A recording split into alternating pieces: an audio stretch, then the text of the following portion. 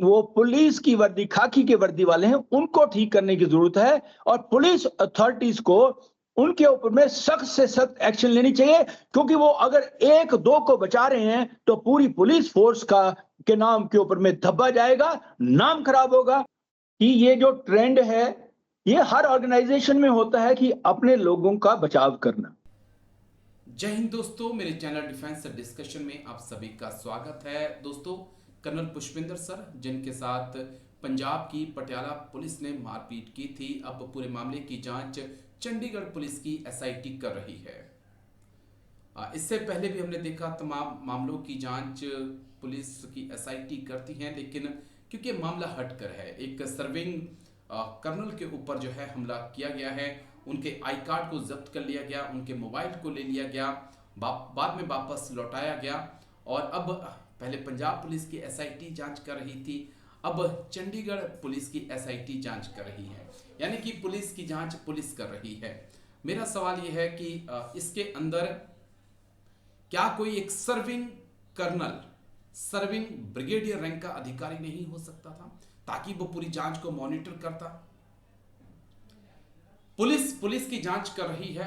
Attack army के एक colonel के ऊपर हुआ है, तो क्या यहां पर एक कर्नल की मौजूदगी कम से कम, या फिर एक ब्रिगेडियर स्तर के रैंक के अधिकारी की मौजूदगी नहीं होनी चाहिए थी ताकि वो पूरी जांच को मॉनिटर करते? तो भाई, इस मुद्दे को लेकर मैंने जाने माने डिफेंस एक्सपर्ट और Jammu Kashmir ex serviceman league के head lieutenant general Rakesh Sharma sir से बात की है और पूरे मामले पर आर्मी में इतनी खामोशी क्यों है, क्यों लगातार ग्रीन वर्सेस खाकी होता जा रहा है, और क्यों जो भी अगर पुलिस की तरफ से इन्वेस्टिगेशन होती है वो एक निष्कर्ष तक क्यों नहीं पहुंचती, क्यों नहीं पुलिस ये कभी पाती है कि उसके जो जवान या उसके जो एसएचओ इंस्पेक्टर हैं वो गलत हैं? क्या अपने लोगों को बचाने की कोशिश पुलिस करती है? कुछ ऐसे सवाल जिनका जवाब सर से मैंने समझने की कोशिश की है। अंत तक इस वीडियो को देखिए, कई अहम खुलासे सर ने किए हैं। आपको पूरी चर्चा सुनकर आपके कान जो हैं खुले के खुले रह जाएंगे। रोकना पड़ेगा, हमको ठोस कदम लेने पड़ेंगे, क्योंकि फौजी अपनी वर्दी पहन के अपने घर के, अपने देश का अपने सर पे कफन बांध के बॉर्डर के ऊपर में चले जाता है, तकलीफ से सहता है, फैमिलियों से दूर हो जाता है, बलिदान दे देता है, जवानी अपनी खराब कर देता है, ताकि कि अगर वो देश के ऊपर में बलिदान दे रहा है तो उसकी पीछे फैमिली और उसकी इज्जत की जाएगी। तो ये इज्जत ही अगर बरकरार नहीं रही तो फौजी जो अपने बॉर्डर के ऊपर में लड़ते हैं या हर जगह में करते हैं, तो उसको क्या भरोसा रहेगा? तो मैं ये कहना चाहूंगा कि ज्यादातर लोगों को इसको खाकी वर्सेस ग्रीन्स ना बना के, इसको चंद एक जो है डीरेल्ड लोग हैं जो मानसिकता से खराब हैं, वो पुलिस की वर्दी, खाकी के वर्दी वाले हैं, उनको ठीक करने की जरूरत है और पुलिस अथॉरिटीज को उनके ऊपर में सख्त से सख्त एक्शन लेनी चाहिए, क्योंकि वो अगर एक दो को बचा रहे हैं तो पूरी पुलिस फोर्स का के नाम के ऊपर में धब्बा जाएगा, नाम खराब होगा और आपस में जो आर्मी, पुलिस और दूसरी फोर्सेस का जो तालमेल है वो खराब होगा। जी सर, एक दो पॉइंट मैं आपसे और समझना चाहूंगा, क्योंकि जिस प्रकार से कर्नल पुष्पिंदर सर का आई कार्ड, उन्होंने आई कार्ड भी दिखाया कि मैं एक सर्विंग कर्नल हूं, उनके आई कार्ड को लेकर फेंक दिया गया, फिर उनको उनकी पिटाई, उनके बेटे के भी सर पे काफी गंभीर चोटें आई, लेकिन उसके बाद पूरी हाई कमान जो पुलिस की थी सर, पूरी हाई कमान वो पूरे मामले को दबाती हुई नजर आई। ये थोड़ा सा और हैरान करने वाला है मामला है कि जो कर्नल पुष्पिंदर सर की वाइफ हैं वो कई जगह पर गई कि आप एफआईआर लिखिए, एफआईआर लिखने से पुलिस बच रही थी। फिर ऐसे मामले सामने आए कि पुलिस ये प्रेशर बना रही थी परिवार पर कि आप पूरी कंप्लेन को वापस ले लीजिए, आप इसे हाई कोर्ट में मत ले जाइए। ये जो एक बर्ताव है सर पुलिस के भी आला अधिकारियों की तरफ से, इसे हम कैसे देख सकते हैं सर?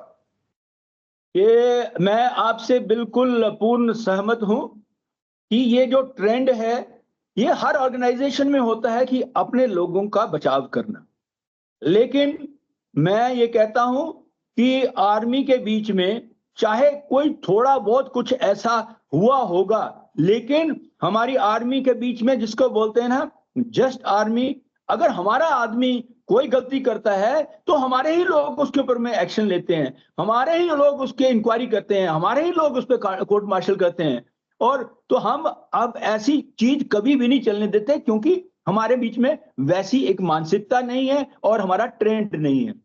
लेकिन पुलिस फोर्सेस के बीच में देखा गया है, क्योंकि नीचे से लेके ऊपर तक ये सब आपस में जुड़े हुए होते हैं, मैं दूसरा वर्ड इस्तेमाल नहीं कर रहा हूं, जुड़े हुए होते हैं और ये कोशिश करते हैं कि अपने लोगों को बचाव करने के लिए, जो हो गया है उसके ऊपर में मिट्टी डालने के लिए, पैचअप करने के लिए, और वो मतलब केस को खत्म कर दें। तो ये उसके लिए ट्रेड करते हैं टाइम, यानी कि एफआईआर को लॉज नहीं होने देते, क्योंकि उस टाइम के अगर लॉज इमीडिएटली लॉज हो गया तो फिर तो गेम तो खत्म है ना। तो इनकी ये कोशिश रहती है कि एफआईआर को नहीं लॉज होने देना, ये जो बहुत ही गलत चीज है, गलत ट्रेंड है पुलिस फोर्सेस के बीच में। दूसरा कि इसको कॉम्प्रोमाइज करना, ये भी बहुत बड़ी गलत चीज है।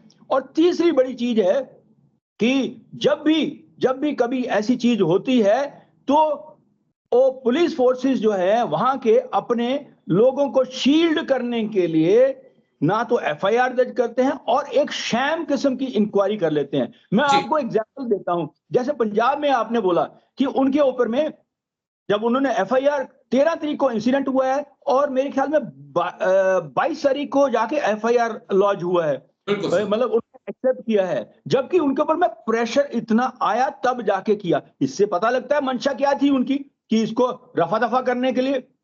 ये चीज बहुत ही खराब है। और उसके बाद में फिर देखिए ऊपर गलती के ऊपर में गलती, सीना जोरी के ऊपर सीना जोरी।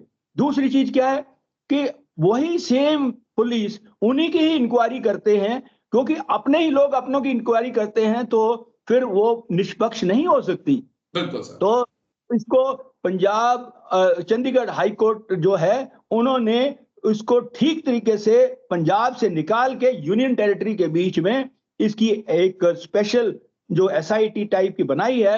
मैं ये कहूंगा ये एक राइट कदम है। बस एक मेरा आखिरी पॉइंट है सर जो मैं आपसे पूछना चाहता हूं, क्योंकि lieutenant general HS. Panag sir ने द प्रिंट में एक आर्टिकल लिखा, उसकी हेडलाइन मैं आपको बता रहा हूं कि Punjab police is protecting its officers, army left colonel Bath to fight his battle on his own.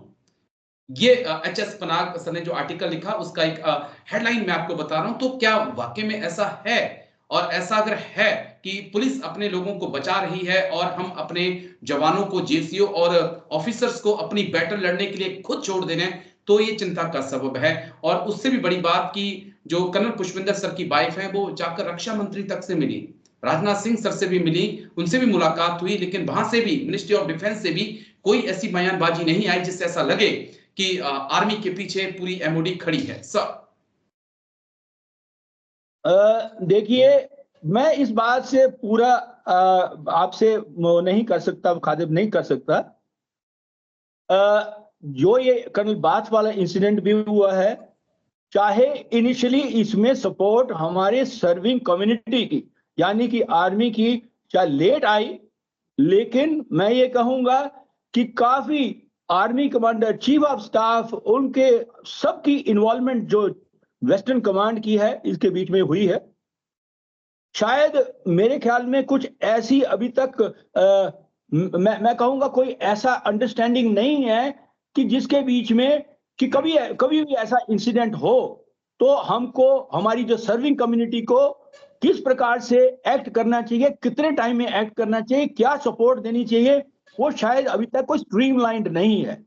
तो मैं ये कहूंगा ये सारी चीज को हमको स्ट्रीमलाइन करना पड़ेगा, ताकि हमारे जो सर्विंग फौजी हैं या रिटायर्ड फौजी हैं वो लेफ्ट आउट ऑफ बैटल यानी कि अपने आप के अपने उस पे ही ना रह जाएं।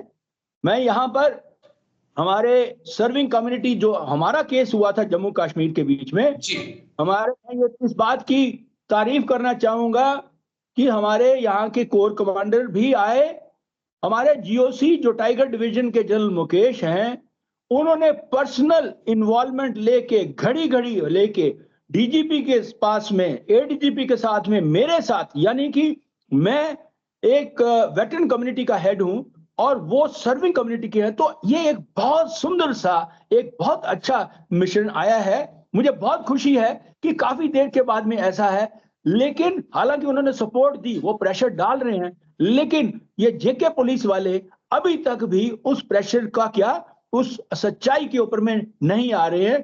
तो हम वेटरन कम्युनिटी यानी हमने अपनी जो सर्विंग कम्युनिटी है, जल साहब को बोल दिया है, टाइगर डिवीजन को, अगर इन्होंने हमें इंसाफ नहीं दिलवाया तो हम दूसरा रास्ता भी अपनाने के लिए तैयार हैं। जी सर, और क्योंकि एक चीज तो साफ हो चुकी है कि पुलिस जो है वो उनके पास हथकंडे तमाम होते हैं, वो कानून को बहुत अच्छे से समझते हैं। आर्मी के चाहे हम वेटरन्स हैं, चाहे सर्विंग वाले हैं, वो कानून, वो देश की सुरक्षा जानते हैं, वो किस प्रकार से करनी है, लेकिन एक कानूनी दांव पेच कैसे खेलने हैं, ये मुझे लगता है पुलिस वालों को ज्यादा पता है और इसका वो फायदा उठाने से चूकते नहीं हैं। और ये पटियाला में भी हमने देखा और जम्मू कश्मीर में भी हमने देखा। लेकिन आप आए सर, और दोनों ही मुद्दों पर आपने इतने दिल से बात रखी, इतने जोश के साथ आपने बात रखी, इसके लिए बहुत बहुत शुक्रिया। Thank you sir. जय हिंद। Thank you sir.